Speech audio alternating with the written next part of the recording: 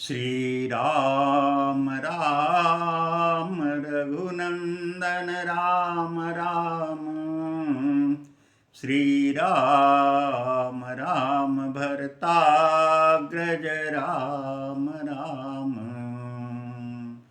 श्री राम राम रणकर्कश राम राम।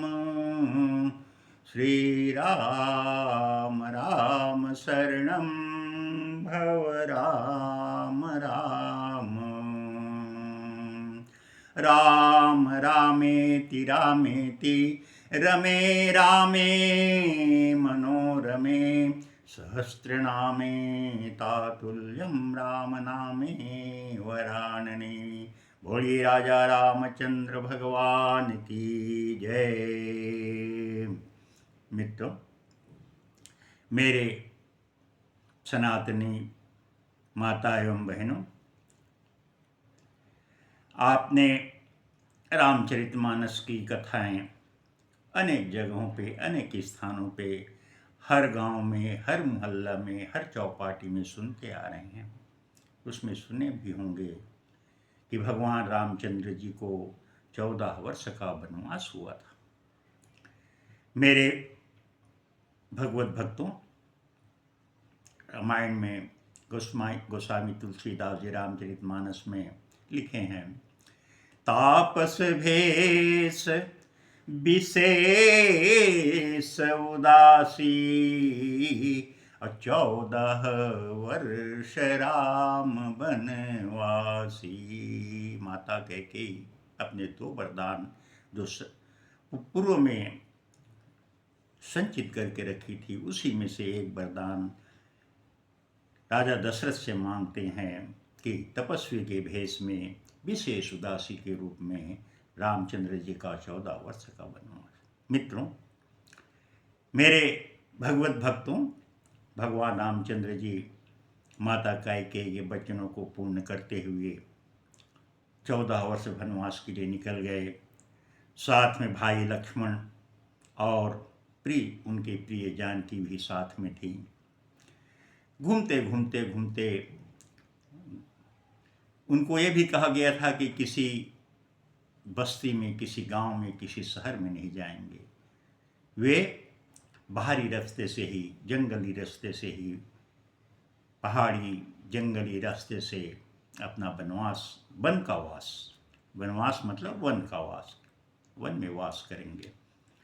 तो ऐसे ही जंगलों से घूमते घूमते, बाहरी घूमते घूमते, चलते चलते भगवान राम, मातेश्वरी सीता और लक्ष्मण तीनों चल रहे थे। ऐसे ही ज्येष्ठ का महीना था, कड़ाके की धूप पड़ रही थी और ये मान लीजिए कि नौतपा चल रहा था। मातेश्वरी राजमहल की रहने वाली राजा जनक की बेटी, भले ही भूमिपुत्री थी, लेकिन लोक कहावत में, लोगों के कहने में तो जनक पुत्री ही थी।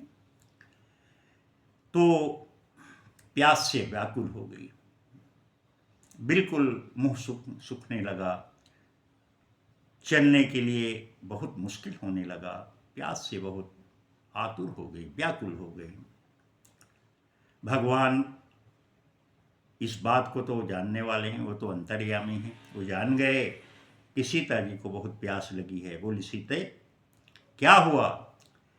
सीता बोली, कुछ नहीं महाराज, प्रभु सब ठीक है, लेकिन अंतर्यामी भगवान श्री रामचंद्र जी को यह महसूस हो गया कि सीता प्यास से बहुत पीड़ित। मित्रों, राम वन पथ गमन के अंतर्गत हमारा रायगढ़ जिले में स्थित भूपदेवपुर रेलवे स्टेशन, दक्षिण पूर्व मध्य रेलवे के भूपदेवपुर छोटा सा रेलवे स्टेशन है, उसी से 1 किलोमीटर की दूरी पे एक राम झरना नामक पर्यटन स्थल है, जिसे इको पार्क के नाम से भी जाना जाता है। मेरे भगवत भक्तों, उस समय वो घनघोर जंगल था। अभी जिसे आप रास्ते में देख रहे हैं, जिसके किनारे से नेशनल हाईवे भी गुजरा हुआ है, लेकिन उस समय वो घनघोर जंगल था। उसी बीच से जा रही थी, उसी पहाड़ी से गुजर रही थी। उसी समय उनको प्यास लगा। भगवान रामचंद्र जी बाण निकाले और वहीं पे अपना पृथ्वी में एक बाण चला दिए। भगवान राम के बाण जैसे पृथ्वी पर लगा, गंगा मैया वहाँ से जल की धारा के रूप में प्रस्फुटित हो गई और बड़े जोर की वेग से पृथ्वी के अंदर से पानी निकलने लगा। फिर मातेश्वरी सीता वहाँ पे अपनी प्यास बुझाएंगे। इस प्रकार से मेरे भगवत भक्तों, फिर भगवान राम लक्ष्मण सीता आगे की ओर निकल गए। जैसे आगे आप निकलोगे, आप नीचे की तरफ गिरवानी करके एक गांव का पड़ता है। वहाँ पे लक्ष्मण पात के नाम से एक बड़े पत्थर पे पैर का चिन्ह है, उसे लक्ष्मण पांव के नाम से जाना जाता है। मेरे भगवत भक्तों,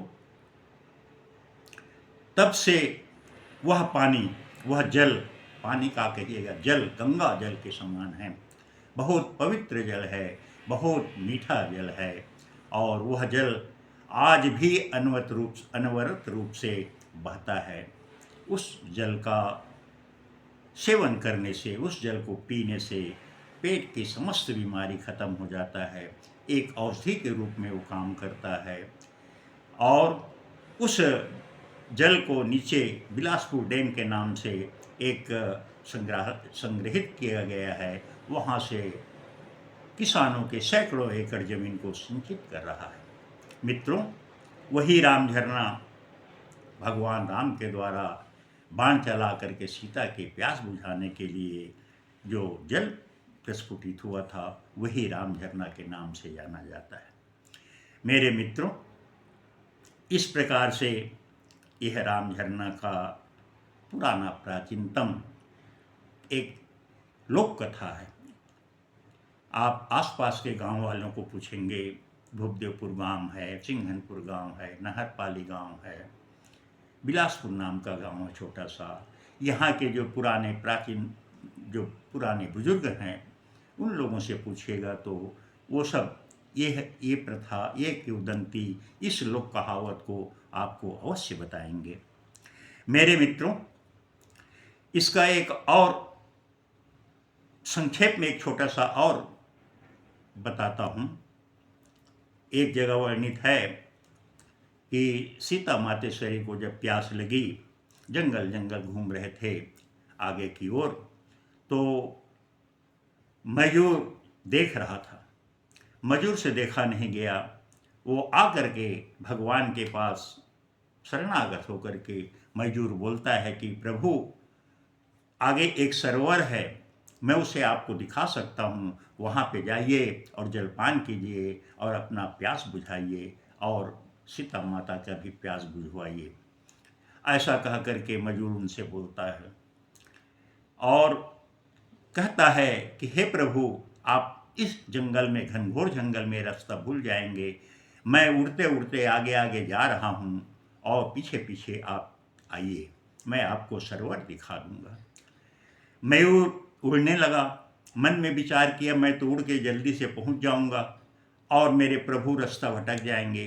तो वो बीच बीच में प्रतीक के रूप में, एक सिग्नल के रूप में एक एक पंख जो है गिराते चली गई और उसी पंख को देखते देखते देखते देखते भगवान उसका अनुसरण करते हुए जलाशय के पास पहुँचे। जलाशय के पास पहुँचते पहुँचते ही मयूर के प्राण पखेरु उड़ गए, उनके सारे पंख टूट गए और प्राण पखेरु उड़ गए। इसके लिए एक कहावत है कि यदि मयूर का जो पंख है स्वतः स्वाभाविक रूप से गिरता है और अपने मन से जबरन यदि गिरा दिया जाए तो मयूर की मृत्यु हो जाती है। चूंकि यहाँ पे मयूर अपने मन से पंख को गिराते गया, इसलिए उसके प्राण पखेरु उड़ गए। भगवान जाके देखते हैं कि मयूर मृत अवस्था में वहाँ पे पड़ा है।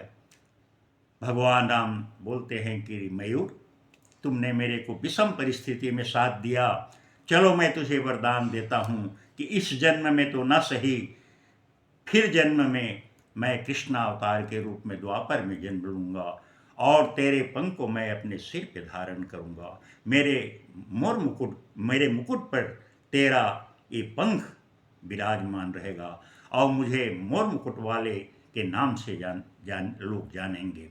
ऐसा मयूर को वरदान दिया। ऐसे मेरे भगवान जो सभी के ऊपर दया करने वाले, चाहे वो पक्षी हो, चाहे वो पशु हो, चाहे वो निरीह प्राणी हो, सभी के ऊपर भगवान प्रसन्न होने वाले हैं। सबके दाता राम। बोलिए राजा रामचंद्र भगवान की जय।